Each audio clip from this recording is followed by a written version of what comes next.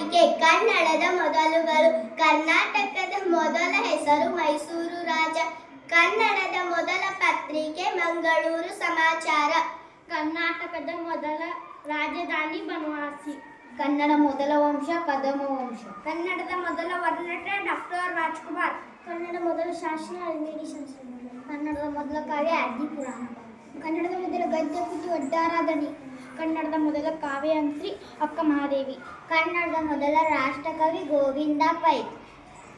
ಕನ್ನಡದ ಮೊದಲ ಕಾದಂಬರಿ ಮೀರಾಬಾಯಿ ಕನ್ನಡದ ಮೊದಲ ಚಿತ್ರಸತಿ ಸುಲೋಚನಾ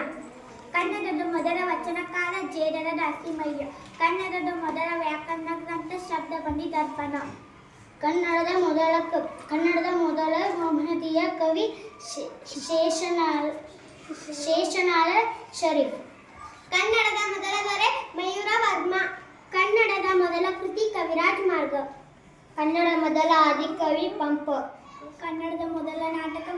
ಮಿಂತ್ರವಿಂದ ಗೋವಿಂದ ಕನ್ನಡಕ್ಕೆ ಮೊದಲು ಜ್ಞಾನಪೀಠ ಪ್ರಶಸ್ತಿ ತಂದುಕೊಟ್ಟವರು ಕುವೆಂಪು ಧನ್ಯವಾದಗಳು.